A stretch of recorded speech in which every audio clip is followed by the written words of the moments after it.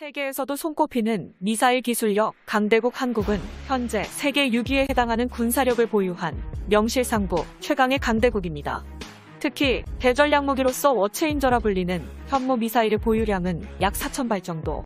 이 정도 수준은 우리나라가 일본 열도 전체를 날려버릴 정도의 어마어마한 위력을 갖추고 있다는 것을 증명하지만 그럼에도 불구하고 대한민국은 이 정도에 만족하지 않고 사거리와 파괴력을 극한으로 향상시킨 새로운 형태의 현무 미사일 개발을 진행하고 있죠. 이러한 상황 속에서 대한민국은 차세대 현무5 미사일 연구 개발과 군사력을 상승시키기 위해 끝없이 노력하고 있다는 소식입니다. 현무5 미사일은 한국군의 대량 응징, 보복 전략의 핵심 전력으로 대한민국의 상호 파괴 전략의 핵심 무기로서 마하 14 이상의 속력으로 활공하는 현무5 미사일을 100% 요격하는 게 가능한 요격 미사일은 현재까지 존재하지 않습니다. 특히 2021년부터 2025년까지 300조 원을 투입하는 국방 중기 계획을 발표한 대한민국은 2022년 55조 정도의 국방 예산안은 현무5 미사일 개발에 지대한 영향을 끼칠 것입니다. 이 정도 수준은 한국 역사상 최초로 일본 자위대의 방위 예산을 초격차 수준으로 넘어서는 금액이며 전년도 대비 무려 7%가 증가되어 자주국방과 미사일 초강대국을 향한 한국의 숨겨진 잠재력을 실시간으로 보여주고 있군요. 특히 이번 연도에는 바닷속에서 은밀하게 적국을 공격할 수 있는 SLBM 잠수함 발사 미사일을 극비리에 연구 개발함에 따라 한국이 미사일 사거리 제한 해체 1개월 만에 SLBM 보유를 선포하자마자 전 세계 군사무기 언론들은 충격에 빠졌으며 현무 미사일을 수중 발사 시험에서 완벽하게 성공해 세계 8번째 SLBM 미사일 개발국에 한국이 포함된 것도 55조 원에 가까운 꾸준한 국방 예산 투자와 미사일 개발 연구원들의 노력으로 일궈낸 한민족의 경사스러운 결과 중 하나입니다. 이로써 우리나라는 세계 8번째 SLBM 개발국이 됐는데 SLBM 수중 발사는 군사무기 강대국인 미국과 러시아도 연속적으로 실패한 경험이 있을 정도로 최상위급 고난이도 기술로 알려졌습니다. SLBM은 탐지가 어려운 바닷속 잠수함에서 발사돼 적을 은밀하게 타격할 수 있는 대표적인 대전략 무기로 SLBM 현무 미사일을 개조한 뒤 최대 사거리를 4,000km가량으로 대폭 상승시킬 것으로 알려졌습니다. 이 정도의 성과는 SLBM 미사일 개발이 영원히 불가능한 전범국 일본 전체를 침몰시켜버리는 세계 1위 대전략 미사일 무기를 강대국 한국이 독자적으로 보유한다는 뜻이 되며 한국과 일본 사이에서 전쟁이 발생할 시 한국군의 잠수함은 도쿄만으로 진입 후 현무 미사일로 일본의 정치인들이 거주하는 도쿄 전체를 순식간에 폭격할 수 있게 되는 것입니다. 새롭게 개발되는 한국형 핵잠수함은 6,000톤급의 거대한 체구 덕분에 SLBM 대륙간 현무 미사일 발사가 가능한 미사일 발사대를 14대 이상 탑재 가능한 것이 추가적으로 밝혀졌으므로 향후 탄도 미사일 발사 기능이 전혀 없는 재래식 잠수함만 운용하는 일본을 상대로 해군력에서 초격차 수준의 우위를 점유할 가능성이 굉장히 높아지고 있습니다. 이처럼 한국형 고슴도치 전략은 최첨단 인공위성으로 일본과 중국의 돌발적인 군사 도발을 사전에 파악하고 곧바로 4,000발의 현무 미사일로 일본과 중국의 영토가 초토화될 때까지 반복적으로 타격하는 것이 절대적 원칙입니다. 전쟁이 발발하자마자 한국의 미사일 사령부는 군사위성에서 좌표를 받고 그 순간 적국의 핵심 시설을 초토화시키기 위해 현무 미사일을 즉각적으로 발사할 것이며 화력을 가장 중요시하는 호방부의 나라 한국답게 현무 미사일의 수량까지 계속해서 늘어나고 있습니다. 현재 한국군은 기존 현무 계열 미사일 전력에 만족하지 않고 끝없는 발전을 추구하며 훨씬 길어진 사거리와 더욱 강력한 파괴력을 가진 현무5 미사일을 보유하려 하고 있습니다.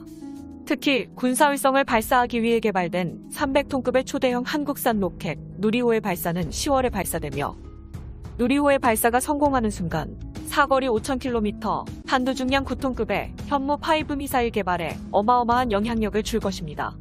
누리호의 300톤급 우주로켓 기술이 사실상 현무5 미사일과 기술을 공유하게 되며 누리호의 로켓 엔진에 탑재된 추력이라면 중량 9톤급의 탄두를 5,000km 사거리까지 충분히 발사하고도 남을 만큼 널널한 성능입니다.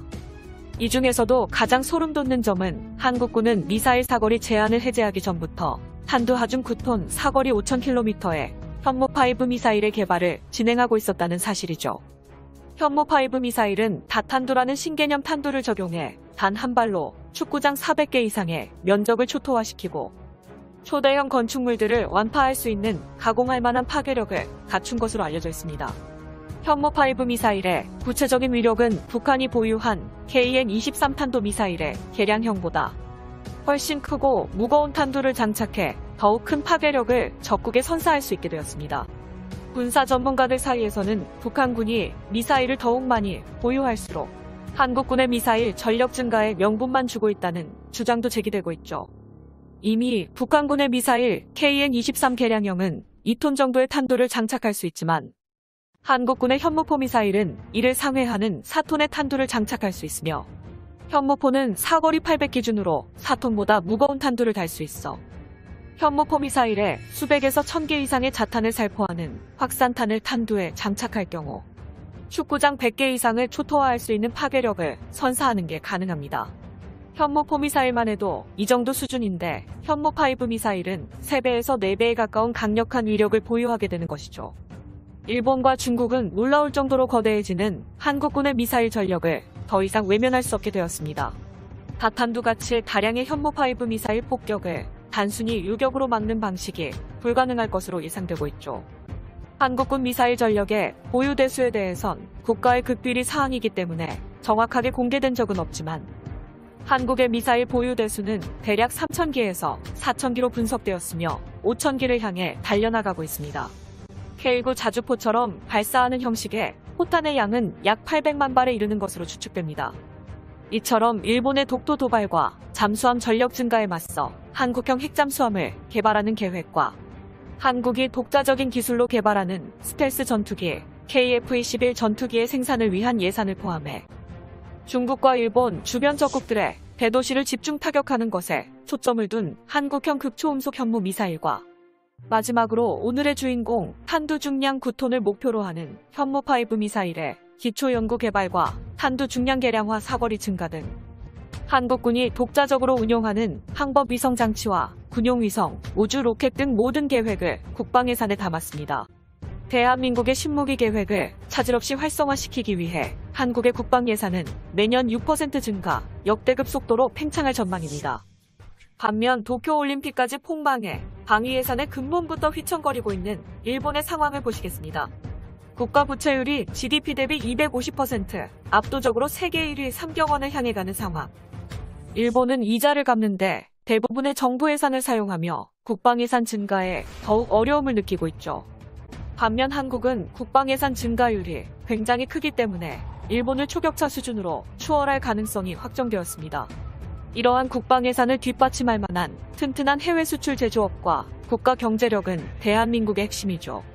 2020년 한국은 IMF의 10월 통계치에서 GDP 세계 경제력 1,800조 원을 달성했습니다.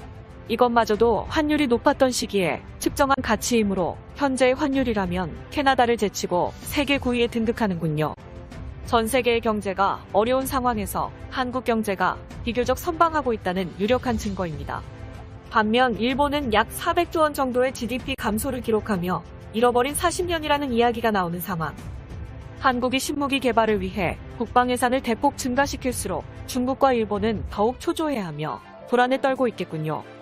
영상의 정보가 도움이 되셨다면 대고구려 제국 구독과 알림 설정 진심으로 감사드립니다.